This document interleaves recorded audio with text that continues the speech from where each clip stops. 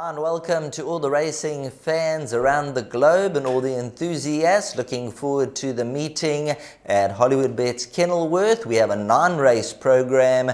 The Work Riders race is race number 1. We have Graham Hawkins on the line, and absolute pleasure to have Graham on the line. Graham, how are you doing and how do you see the card on the day? Hi Sheldon, yeah, we're doing well, thank you very much, and it's another very challenging 9-race program, maiden plates and low-class handicaps, but there's always money to be made, and let's hope we get the recipe right. So race number 1 is for the Work Riders, and for those guys who enjoy backing the Work Riders, the current favourite is number 8, 3 Coins for the Justin Snaith team, trading at 18 to 10. Noonday Gun number 1, also from the Justin Snaith team at 22 to 10, so they hold a very strong hand here. And then number 5, United We Stand, is 7 to 2, and 4 to 1, and better the rest. Graham, looking at race number 1, having a look at the Work Riders here, number 1, Noonday Gun, barring that last run, very consistent. And then if you look at number 8, 3 Coins, knocking on the door, the filly. Yeah, she is the one that appears to have the most scope for improvement. She's just a 3-year-old. She's only having her 5th start. She's got a little better each time. She's clearly, despite her pedigree, not going to Hollywood, but she is entitled to improve. And in this kind of company, she must have a good chance of taking the top honours. I think Justin Snaith holds pocket aces here. With Noonday Gun and 3 Coins, but 3 Coins I think is slightly preferred. Let's move on to race number 2. This is where the guns start blazing. Your suggested bet for the meeting, which is a bar pot. And I see you've got 1 banker, which is in the 3rd leg, and the other races you don't trust. So let's kick off with race number 2. You're going with numbers 7, 9, and 11. Looking at the betting, the Hollywood Syndicate, they have the top 2 favourites, number 9, Iguguletu, and number 2, Kapsa Klopsi, and that's 5 to 2 and 3 to 1. You've gone 7, 9, and 11. Yeah, well, this is another one of those open maidens over 1,200 metres, so the weights do vary. It's not a maiden plate as such. And I think the consistent number 11 Tambourine Man with just 54 kilograms on his back does set the standard, has been placed 2nd or 3rd in his last 5 starts every time in these open maidens. And I think whatever beats Tambourine Man will go on to win this. But Suti and Kapsa Klopsa, they're not too much to choose between them, judged on the form behind the real prince. Iguguletu, he's quite well regarded and getting closer. I think he was 3rd in quite a competitive race behind Riverstone last time out. And so those are the 4 that matter. I'm going to give the vote to number 9, Iguguletu, ahead of 7, Suti, and 11, Tambourine Man, then number 2, Kapsa Klopsa. But it should be pretty close. It should be a hard-fought affair at the weights. And I've decided to hedge my bets in the opening leg of the bipot by going numbers 7, 9, and 11. Let's catapult into race number 3, which is Jewelford 1335. They'll do battle over 1,400 meters, so they'll be going around the turn. And race number 3, having a look at this. This is a Cape Turf Club Syndicate's open maiden, and looking at the current betting, number 2 Cabaret is the 2 to 1 favourite. Tokyo Princess number 5 is 22 to 10, and they seem to dominate the betting. After that, it's 6 to 1 and better the rest. Now you're taking no chances here, Graham. You've gone with numbers 2, 3, 5, and 6. So you've gone to the top 4 in the betting and looking to come through and maybe double up. Hopefully, look, this is a very limited open maiden for fillies and mares, 1,400 metres. The average merit rating is 62. Number 2, Cabaret, I didn't think the day would come when she'd be top of the boards, but she ran a much better race behind Grandioso last time out, and she did it in that race the hard way. If you go watch the replay of that race, you see that she was wide most of the way. She was under pressure, stayed on doggedly. Admittedly, that was a very limited field as well. Number 3, Blind Faith, is in the betting. She has a merit rating of 52, and as a consequence has just got 52 and a half on her back in this open maiden. She's not too consistent, but when caught in the right sort of mood, she's had 15 starts in the maidens. This will be a 16th attempt. She could certainly get it right in a field as limited as this. Tokyo Princess, well, of course, we saw that form line now flattered. She was a reasonably close fourth behind Waguk last time out, and Waguk came out to win back-to-back races at Hollywoodbets Kenilworth over the weekend. So that last run of number 5, Tokyo Princess, has certainly been flattered. It's taken a while for the penny to drop. This will be a 7th start in the maidens, but clearly on the evidence of that form, she's got to go in. And number 6, Jet Green, also carries a very low weight, but we've been waiting a very, very long time for this well-bred daughter of giving the green light to show any signs of improvement. But as you say, it's not a race to really trust. It's not a race to go lightly in, so I'm going to include all of numbers 2, 3, 5, and 6. I'm expecting Cabaret to perhaps from that inside draw and with the services of Richard Faree to win it, but I certainly wouldn't be surprised to see Tokyo Princess get ahead in front. That'll take us on to the opening leg of the Pick 6, which is race number 4, and race number 4 over 1,400 meters. The due off time is 14:10, and this is an open maiden, so take a close look at the weight structure. And the current favorite at 12-10 is number 3, Montluceur. This is from the Brett Crawford stable, carrying the 60 kilograms. Richard Faree for Brett Crawford. And this is your best bet on the day. Looking at the form lines, the penultimate form lines, a number of winners have come out. And then last time out, a little bit of bumping, stayed on the closing stages. And you believe this is the best bet on the card with a draw 3? I think so, Sheldon. It's one of these open maidens, as you've mentioned, but the spread of weights is not that vast. It's from 60 to 55. We don't have any ultra-low weights in the race. Richard Faree has a fantastic strike rate for Brett Crawford. 7 wins from 16 goes, and he doesn't often ride for Brett Crawford, so when he gets into the saddle of a Brett Crawford runner, you've got to take extra special note. And this is not a deep field. He only has to bring, I know he hasn't been seen since October, but he only has to bring the form of any one of those 3 previous runs to the races on Monday afternoon, and he'll get the job done. He's quite short in the market at 13-10. His principal danger appears to be number 9, Indecent Proposal. Those are the only 2 really worth a mention. It's a smallish field of 9, but I'm confidently expecting the informed Brett Crawford, together with Richard Faree, to visit the winners' enclosure after the first leg of the Pick 6. So there we go, a ready-made banker looking for Montluceur to come through and do the business in race number 4. That'll take us along to race number 5, which is over 1,800 meters, another maiden plate. So the 1,800 meters for the maidens to try and break out of the maiden jail. And this is a bigger field here. This stage of the game, 14 runners will face the starter. The Glenn Cotson team and Richard Faree team up with number 4, Ticking Bomb, who is the current 7-2 favorite. Then we have number 5, Whistling Dixie at 9-2. Number 9, Basic Maneuvers, Elder de Meyer for the Reeves stable at 9-2, and then Heliotrope is at 11-2. Gareth Wright for the Bass Robinson stable. Now in this event, Graham, you've gone with 4 runners here. You've gone with numbers 2, 4, 5, and 9.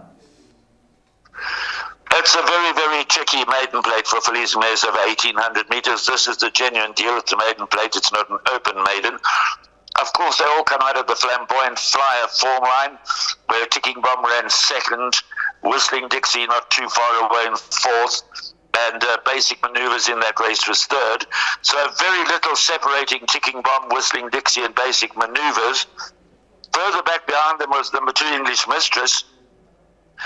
I think that based on the family power form line, the 1,600 meters last time out might have been a little sharp for English Mistress. I'm expecting her to go much better here from a handy draw, so I'll make English Mistress the each-way value in the race. She's trading at around 6-7-1 at the moment, but clearly all of Ticking Bomb, Whistling Dixie, Heliotrope, Basic Maneuvers, and Do It With Diamonds, they have the kind of form to possibly make their presence felt here.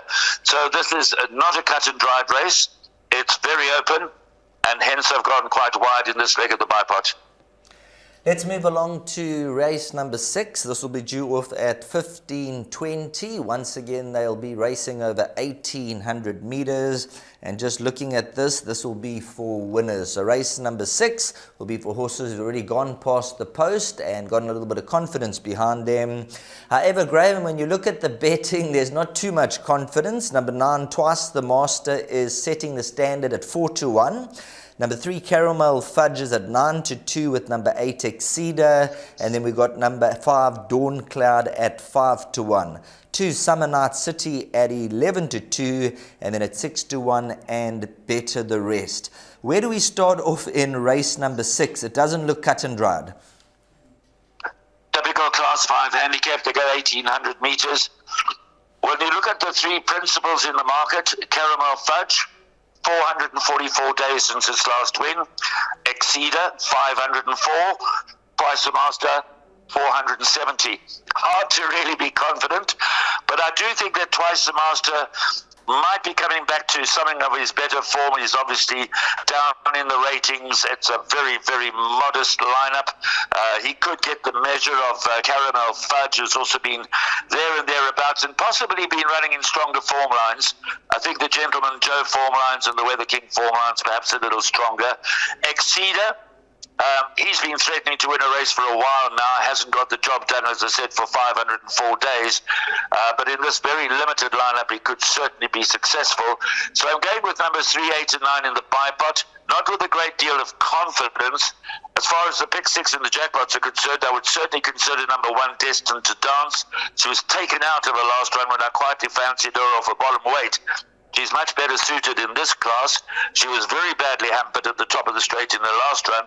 And with 53.5 in her back, Sean Veal for Eric Sands could certainly be upset material. And then Summer Night City, the stable companion, also comes into the reckoning with a chance. So Eric Sands saddles both 1, Destined to Dance, and 2, Summer Night City. Hesitant first selection, number 9, Twice the Master.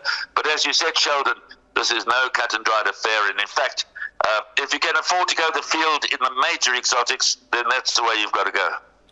Right, let's move on to race number 7. And when looking at the field, it doesn't get much easier, I'm afraid. So Graham's got a tough task ahead of him. They are betting 4-1 the field, with number 3, Slurry Cane, at 4-1. Number 7, Katsu, at 4-1. And then we go out to horses like 6, Bardolino, and number 12, Lightning Glow, at 8-1. So there's 4 horses in single figures, and then it's 10-1 and Better the Rest. Graham, you've gone with numbers 2, 3, and 6. Just before we get to your top 3 selections, I just want to have a little chat about this horse, Monumental, number 8. Just seems to be stuck in the merit rating system at this point in time. He's a 3-year-old, gimme the green light. Where would you put number 8, Monumental, at 20-1? Maybe a quartet inclusion?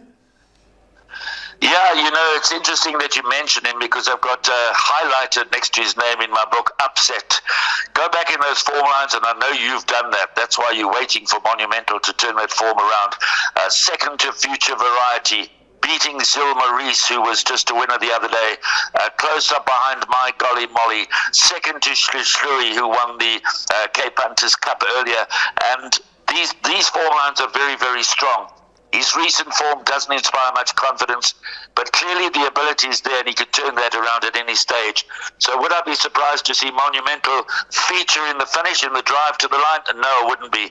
This is a very competitive Class 4 handicap over 1,600 meters. Slurry Cane was an impressive winner from the worst of the draw last time. He rises in class, he rises in ratings. It's not going to be easy for him. But he's clearly got ability, this 5-year-old son of Vercingetorix. He's obviously had his issues. He's obviously been very lightly raced. He's won 3 of his 8 starts to date. I think he's in a very good space. And his space might be good enough to see him home, despite the rise of class and the rise in ratings, because the handicappers certainly gave him a bit of a hiding after his last win. Richard Faree retains the ride for the Vaughan Marshall stable. So I'm giving Slurry Cane the benefit of the doubt. I make the principal threats from the Brett Crawford stable. Number 2, Lurche Vude, who's at any price around 10-12-1, and number 6, Bardolino, who has very much good form coming into the race. It's interesting for me that Louis Mkoto has gone with number 2, Luce Verde, and Oswald Notes rides number 6, Bardolino.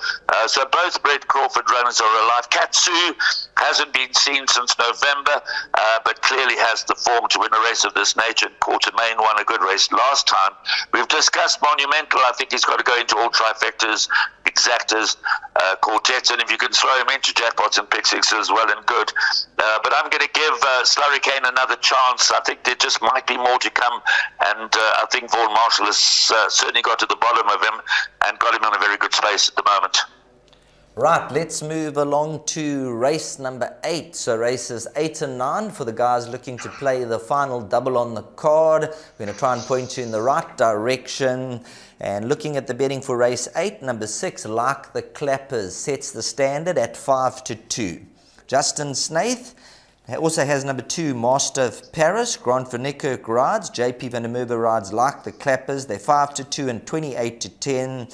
Number 4, Majestic Warrior, Richard Ferry and Peter Muscat. That's trading at 3-1. And after that, we go out 7-1 and better the balance. Let's touch off with number 6, Like the Clappers. He's from the Justin Snaith team, a 2-time winner. He's been runner-up twice over the course and distance, and he's got a victory over the distance. You can't fault his form at this point in time, the 5-year-old Pomodoro. Graham? No, Sheldon, I think that, we've got Montroisier as a potential banker in the opening leg of the pick 6, and I think Like the Clappers, you can take your chances with him here. I think he's got the measure of this field. So if you're looking for a second exotic bets banker, then I do think that number 6, Like the Clappers, fits the bill. His stable companion, number 2, Master of Paris, with Grant van Niekerk aboard, has got to be something of a danger. Number 5, Fly to Rio, has got to be something of a danger. But I really expect, Like the Clappers, to be rewarded for consistency. As you say, his form over the distance, his form over the course of distance is all good. And he must be the one to beat. So if you're searching for a second banker apart from Montroisier, because you want to go wider in some of the other legs, then I do think you can take your chances with number 6, Like the Clappers. Super. There's one hurdle left to jump. So we'll move into race number 9, and hopefully we're still on all, or as we say in horse terminology, all 4 hooves still on the ground, and we'll be able to jump into the last race, and hopefully after that hurdle we'll be in the winner's enclosure. Let's take a look at the current betting on the Hollywood site. Number 6, Hammy's Hero, is 7-2. Number 1, Mighty Mac, is trading at 8-1. So that's quite interesting. Hammy's Hero 7-2. The second favorite is number 1, Mighty Mac, at 8-1, with number 3, War Chariot, number 5, Winter Pearl, and then 10-1 after that. Now, Graham, let's start off with a horse that I've been waiting for an eternity, and I think a lot of punters have been waiting for an eternity. Number 10, Mount Pleasant. Now, we all know hasn't been the same horse for a long time. He's racing off a 77, and just looking at his current price, he's trading at around 25-1. I'm going to have a small little each way bet because you can't go in with any degree of confidence. But what's gone wrong with Mount Pleasant, and when is he going to bring his A game? That's the $64 million question. He's now been 798 days without a win. Justin Say's comments in the front of the book, quite interesting, dropped considerably in ratings and could surprise. He's very fit. That's good to hear because he hasn't raced since October. And as you say, his form has been desperate for a long way now. He was a terrific young horse when trained by Mike de Kock, is an Australian-bred import by Vancouver. So yes, one of these days he's going to turn on the jets, and one of these days he's going to blow us all away. And of course, Monday could be that day. It's a very tough race, this last race, the Class 4 handicap over 1,200 meters. Another that you and I have been waiting to turn the form around is, in fact, number 6, Hammy's Hero. We quietly fancied him last time out. He didn't get the job done. He wasn't disgraced. He was 4th behind the consistent All About It. Al, who ran another cracker over the weekend. But I'm not sure that Hammy Zero should be that clear-cut a favourite. He is my first selection. I have gone with Hammy Zero as my top choice, but the betting kind of surprises me a little bit. I don't think he's that clear-cut a first choice, and if he fails, then the betting clearly suggests that it's wide open. Mighty Mac, always there and thereabouts. Winter Pearl has got very good recent form. That's got to go onto the short list. Mount Pleasant, you've mentioned. How can one ignore Master Vigilante at a big price? He never runs a bad race, probably slightly better in the winter, but nonetheless his recent form hasn't been that bad. Benjamin ran a cracker behind Nordic Chief last time out, making late progress, and is always a threat.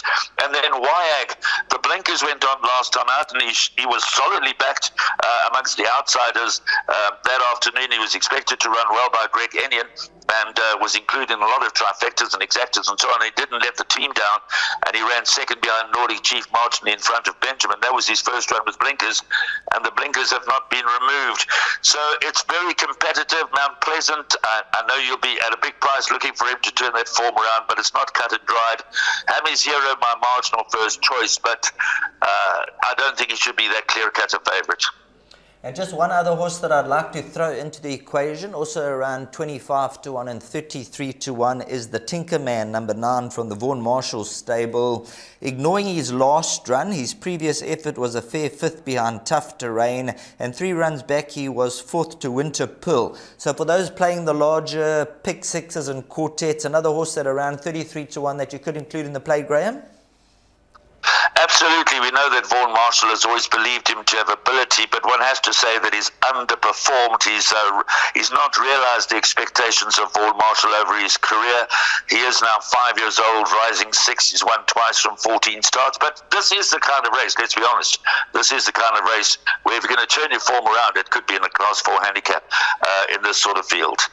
Well, let's see. Numbers 9 and 10. Maybe we take those boxed exactas at 25 to 1 and 33 to 1. Take a small little exacta, and who knows, anything's possible in this game. If either or win and run second, we'll be absolutely flying. Our feet will be off the ground. But it's a very, very tricky race. So Graham, thanks very much for going through the race-by-race selections. We're now going to bring up your suggested bets for the afternoon. So for all the fans out there that follow your perms, if you wouldn't mind just guiding them through your suggested bets for the Kenilworth meeting. Having said that, I just got to add that I'm a little jealous that Alistair Cohen gets to preview the recent Turfentine meetings. It would have been nice to have done Thursday's meeting and Saturday's meeting with all those favourites winning in the Pick 6, returning 130 Rand. That's not what happens, I'm afraid, in the Western Cape at Hollywoodbets Kenilworth. So here we go. First leg of the bipod is race 2, numbers 7, 9 and 11. That's Suti, Iguguletu and Tambourine Man. Second leg, numbers 2, 3, 5 and 6. Cabaret, Blind Faith, Tokyo Princess and Jet Green. Then my best bet of the day and banker in the bipod and banker in the Pick 6, number 3, Mont Loisir, to make a winning return to racing action. Then in race 5, numbers 2, 4, 5 and 9, English Mistress, Ticking Bomb, Whistling Dixie and Basic Maneuvers. Then numbers 3, 8 and 9 in the penultimate leg, Caramel Fudge, Exceeder, Twice the Master. Very limited field at Class 5 handicap over 1,800 metres. Potential for an upset is huge.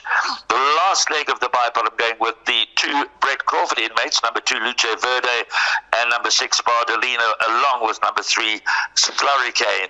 And then as far as the jackpots and Pick 6s are concerned, if you're looking for another banker, it's not on screen, then perhaps like the Clappers, number 6 in race 8, but the nap for the day is Mont Loisir. Thank you, Sheldon. Have a good day. Thanks very much. That's Graham Hawkins joining us on the line, and always a pleasure getting the input from Graham Hawkins in the Cape, and really looking forward to the meeting. That's his suggested bet, and we've gone through the race-by-race preview and hopefully we helped you along the way, and maybe we found 1 or 2 shrewdies that you can include in the play. So have an awesome day's racing, and we'll catch you at the races.